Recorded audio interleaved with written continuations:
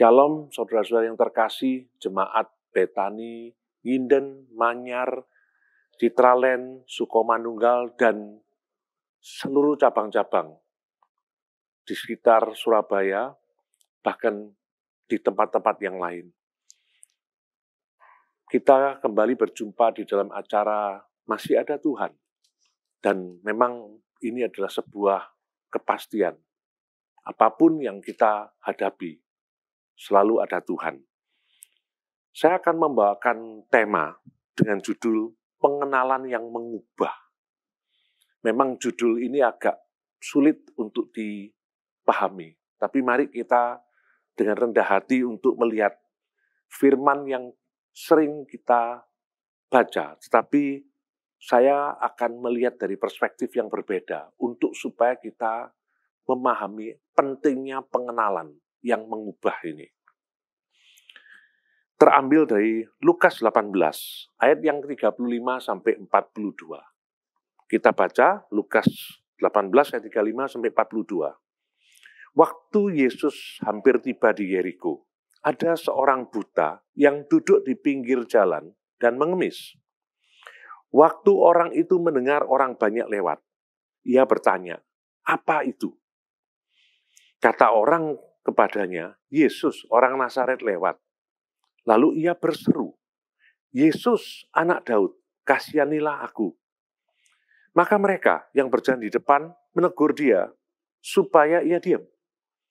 Namun semakin keras ia orang buta ini berseru, "Anak Daud, kasihanilah aku." Lalu Yesus berhenti dan menyuruh membawa orang itu kepadanya. Dan ketika ia telah berada di dekatnya, Yesus bertanya kepadanya, "Apa yang kau gendaki supaya aku perbuat bagimu?" Jawab orang itu, "Tuhan, supaya aku dapat melihat." Lalu kata Yesus kepadanya, "Melihatlah engkau, imanmu telah menyelamatkan engkau." Dan seketika itu juga melihatlah ia, lalu mengikuti dia, Yesus, sambil memuliakan Allah. Seluruh rakyat melihat hal itu dan memuji-muji Allah. Cerita tentang orang buta ini memang ditulis oleh 3 tokoh. Bukan cuma Lukas saja, tapi juga Matius dan Markus. Mereka punya kekhasan masing-masing. Tetapi saya memilih Lukas karena Lukas menggambarkan secara lebih detail setelah proses kesembuhan. Karena firman ini banyak sekali yang menyoroti dari aspek mujizat kesembuhan. Kita akan melihat dengan perspektif yang berbeda. Saya ajak untuk sama-sama kita merenungkan bahwa kondisi orang buta itu sama dengan saat-saat sekarang yang kita juga ya, dalam kebutaan untuk melihat apa yang terjadi di masa yang akan datang. Dia adalah orang yang tidak berdaya, orang buta ini, yang betul-betul selama ini itu hanya mengandalkan belas kasihan orang karena dia mengemis. Kondisinya sangat-sangat berat, sulit. Tapi saya percaya, di dalam Tuhan nggak ada yang kebetulan. Sehingga pada waktu itu, Yesus lewat, meskipun tidak dekat, tapi dia pasti bisa merasakan, orang buta itu bisa merasakan ada sesuatu yang membuat dia bertanya. Di dalam kebutaannya dia bertanya, apa itu? Karena dia nggak tahu, dia bertanya apa itu. Waktu orang menjelaskan, Yesus orang Nazaret lewat. Ternyata sebetulnya yang harus dia tanya bukan apa, tapi siapa. Mari kita sadari dalam hidup ini, kalau kita tidak paham, kita akan lebih banyak berfokus pada apa, bukan pada siapa. Mari kita sadari. Pada waktu dia disadarkan bahwa ini adalah Yesus orang Nazaret. Zaman itu nggak seperti sekarang. Dengan mudah orang bisa googling untuk cari tahu siapakah Yesus orang Nazaret itu. Tapi dia meskipun buta, rohaninya nggak buta. Mengapa? Karena begitu dia diberitahu Yesus orang Nazaret lewat, dia seolah-olah ini waktunya. Sehingga dia berteriak. Waktu itu pasti orang tidak banyak bercerita siapa Yesus. Dan kalau kita melihat secara geografis sampai hari ini, Nazaret dengan Yeriko itu jauh sekali. Tapi balik lagi, dia boleh buta secara fisik, tapi dia tidak buta rohaninya. Saya yakin orang yang buta ini, pada waktu dia kecil, dia mendapatkan pengembalaan rohani yang bagus dari orang tua. Orang tuanya meskipun saat ini sudah tidak bersama dia lagi. Tapi orang ini mendapatkan bekal rohani yang cukup. Mari kita melihat dari sesuatu yang baik. Bagaimana keluarga itu memberikan fondasi rohani. Jauh lebih penting. Karena hari-hari ini fokus keluarga pun lebih banyak pada apa, bukan pada siapa. Kemudian dia bisa berteriak, Yesus anak Daud. Berarti dia punya pengetahuan, pemahaman. Bahwa Yesus yang dimaksud ini, itu adalah keturunan Daud. Yang akan mengubah nasibnya dia. Sehingga dia berteriak, Yesus anak Daud, kasihanilah aku. Dan biasa pada waktu ada upaya untuk bisa mendekat kepada Tuhan, orang banyak justru tidak mendukung untuk supaya dia lebih dekat. Orang banyak yang di luar itu justru membuat sepertinya kondisinya tidak mungkin. Mengapa? Karena mereka mengatakan sesuatu, menegur orang ini supaya diam. Mari kita lihat, realita hidup seringkali juga banyak orang-orang yang bahkan ngerecokin. Tapi dia tidak lagi terganggu oleh kondisi orang-orang yang komentar ini.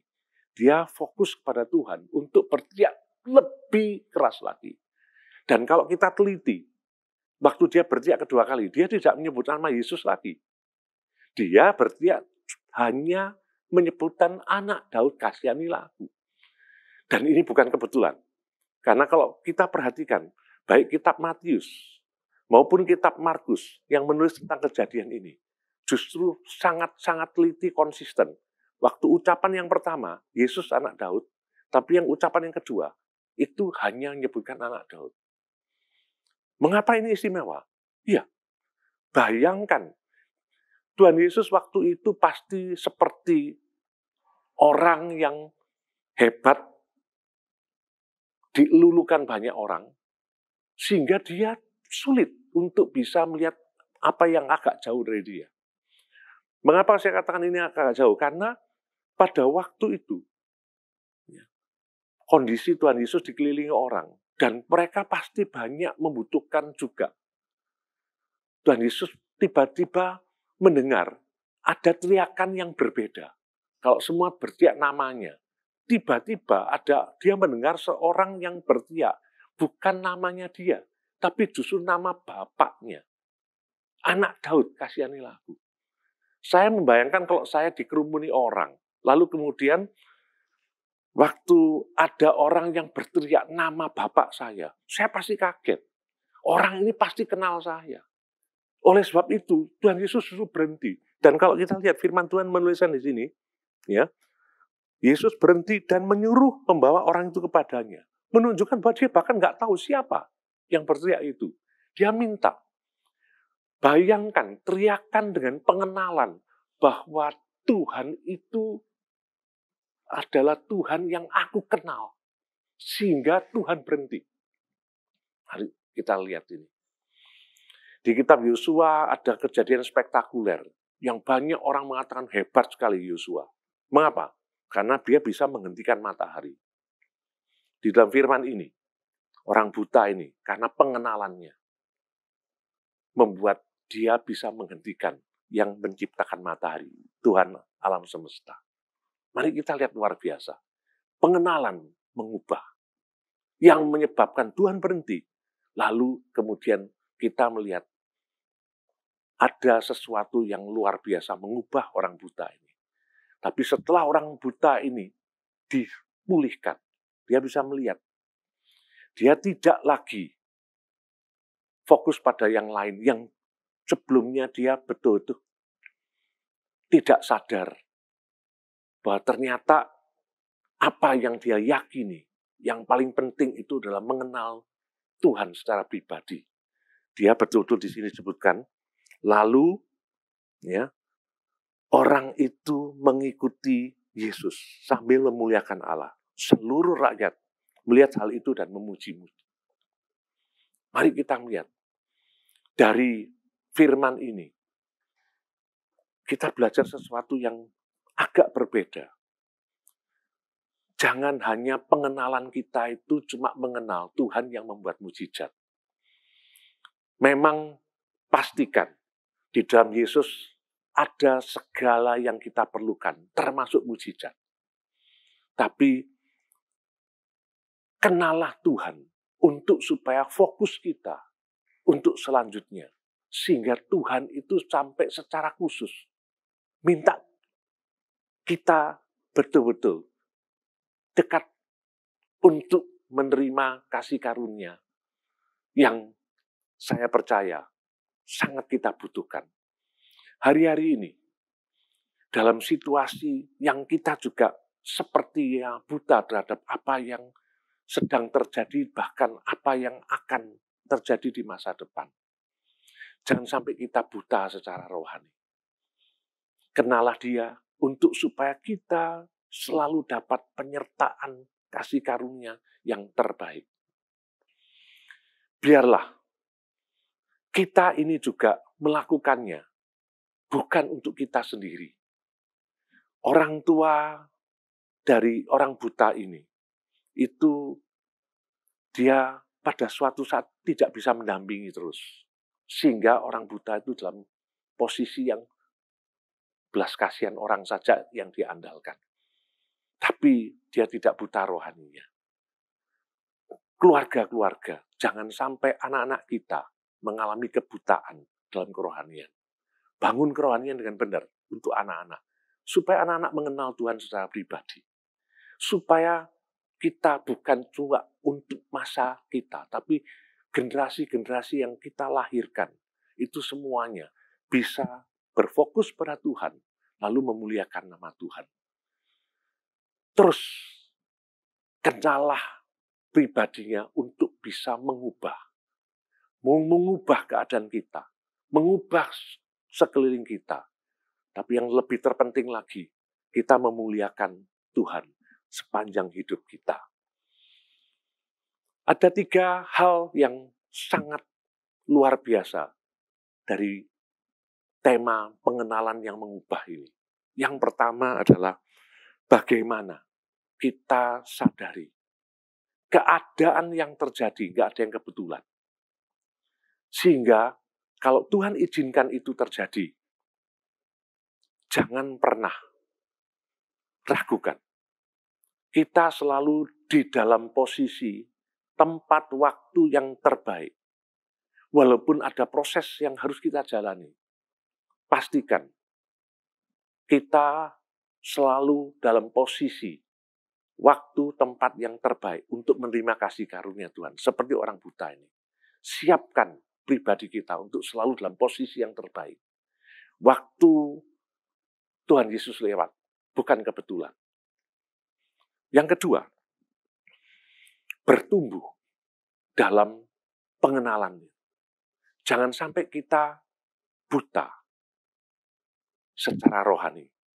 Bangun kerohanian itu bukan untuk kita pribadi, tapi juga keluarga, anak-anak, generasi yang akan datang. Karena kerohanian ini jauh lebih penting daripada hal-hal yang jasmani.